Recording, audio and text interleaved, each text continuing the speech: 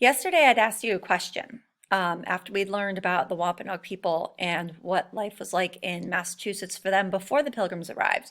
And that question was, if there were so many Wampanoags or so many Native Americans in the New England area, um, and people, explorers who had been here before, kept going and didn't stop to colonize or make a settlement in this area, but the Pilgrims did. Well, what made it different for the Pilgrims? And so that was kind of the question I left you with before the assignment at the end of the day yesterday.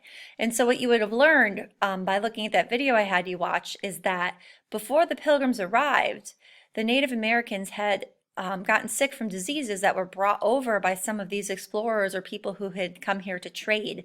The area was called Cape Cod because fishers would come all the way over here from England to catch the fish, cod, fish, in the Massachusetts Bay Area. So that's how it got its name, Cape Cod. So there were English people here before the Pilgrims, and they had brought with them, without knowing, diseases. People back then didn't know how diseases really worked or how they really spread.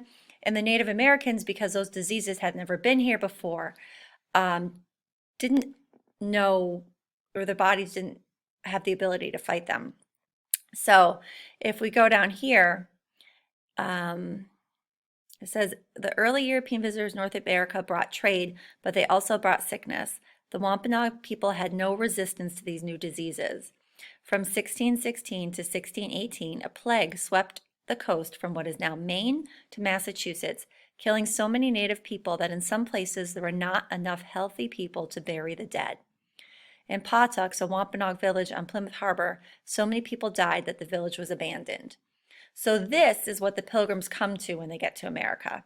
They come to a place that a lot of it has been cleared out. There have been towns and villages here before, so it looks like a good spot, but a lot of these villages and people are gone because of the epidemic or the sickness that has swept through here. Now, the Pilgrims, being very religious people, believe that this area has been cleared for them by God and that this is where they're meant to settle. And remember, they were not supposed to settle here. They were supposed to settle further south, and they had made a contract with the Virginia Company. But when they came over, they were blown off course. They ended up near Massachusetts. And they decided that with winter coming, it would be better for them to find a place to settle here than it would be to go further south. And it looked like a good spot. It was empty. It wasn't full of the Native Americans like it was a few years before. Some people say up to 45,000 Native Americans died from the illnesses brought over. And so to them, the land was clear and it was ready for them to take. So they got out, they looked around.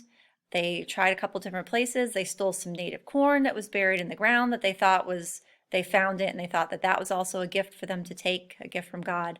They didn't know whose it was or why it was buried there. Then they took the corn. They had a little skirmish with some natives, and then they finally found a place to settle. Now, we're going to talk about a couple agreements today. The first one is one that the Pilgrims made with the other passengers on the boat, because not everybody who came over to start this new settlement was a pilgrim or was a Puritan, one of these religious people. So there was actually a mix of Puritans or pilgrims and what they called strangers on the boat, the strangers being the non-religious people. And they had to make an agreement, or they decided to make an agreement, because they were going to build a colony in a new place where there was not one yet.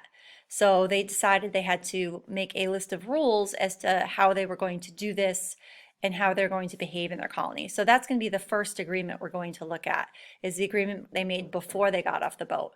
And then later, we're going to have to look at an agreement that they made after they started living there and came in contact with the Native American tribes.